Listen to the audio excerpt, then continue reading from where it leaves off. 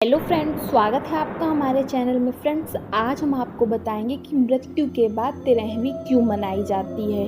Friends, जैसा कि आप सभी ने देखा होगा कि हिंदू धर्म में जब किसी की मृत्यु हो जाती है तब उसके मृत शरीर का अंतिम संस्कार कर दिया जाता है और फिर मृत आत्मा की मुक्ति के लिए मृतक के परिवार वालों के द्वारा उसकी 13वीं भी मनाई जाती है।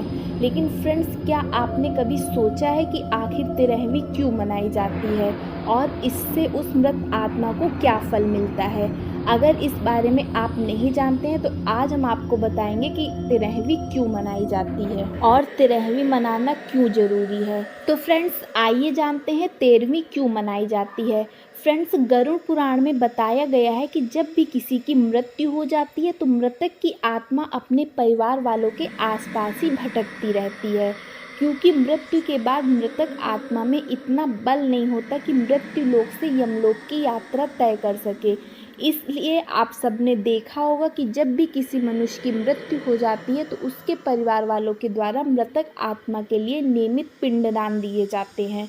गरुड़ पुराण में माना जाता है कि मृत्यु के बाद 10 दिनों तक जो मृतक के नियमित पिंडदान किए जाते हैं उसमें मृत आत्मा के विभिन्न अंगों का निर्माण होता है और इसी तरह 11वें और 12वें दिन शरीर पर मांस और त्वचा का निर्माण होता है। फिर 13वें दिन यानी कि 13वीं को जब मृतक के नाम से पिंडदान किया जाता है तब मृतक को इसी पिंडदान से ही यमलोक तक की यात्रा करने की शक्ति प्राप्त होती है।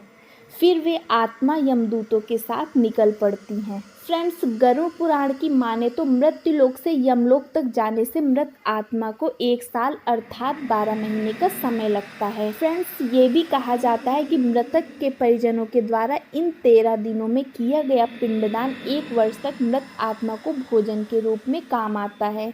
इतना ही नहीं, गरुड़ पुराण में यह भी बताया गया है कि जिस मृतक आत्मा के नाम से पिंडदान नहीं किया जाता है उसे 13वीं के दिन यमदूत घसीटते हुए यमलोक की ओर ले जाते हैं और ऐसी आत्मा को यमलोक में बहुत ही कष्ट उठाना पड़ता है।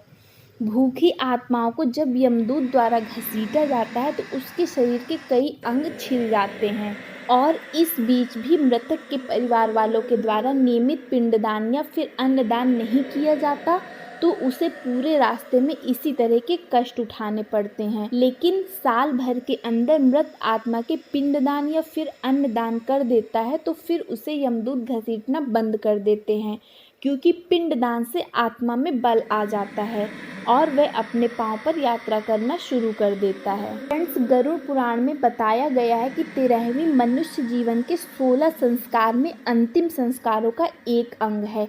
इसके बिना अंतिम संस्कार की पूर्णता नहीं होती है। गरुड़ पुराण के अनुसार जिस मृत आत्मा की 13वीं की क्रिया नहीं होती है उसे प्रेत योनि से मुक्ति नहीं मिलती है। साथ में ये भी बताया गया है कि 13वीं के दिन कम से कम 13 ब्राह्मणों को भोजन जरूर कराएं। इसके अलावा यदि मृतक के परिवार वालों की आर्थिक स्थिति अच्छी है तो वो 13 से अधिक ब्राह्मणों को भोजन करा सकते हैं। 13वीं के दिन ब्राह्मणों को भोज करवाने को मृत्यु भोज का नाम दिया गया है। फ्रेंड्स, कहा जाता है कि कम से कम 13 ब्राह्मणों को भोजन कराना इसलिए जरूरी है ताकि मृत आत्मा को यमलोक की दूरी तय करने में उसे भोजन प्राप्त हो और ये भोजन परिवार वाले अपनी स्थिति के अनुसार करा सकते हैं, क्योंकि गरुड़ पुराण में भगवान विष्णु ने ये भी कहा है कि यदि मृत आत्मा के लिए कर्ज लेकर मृत्यु भोज किया जाए तो ऐसे में आत्मा को पूर्णतः मुक्ति नहीं मिलती है।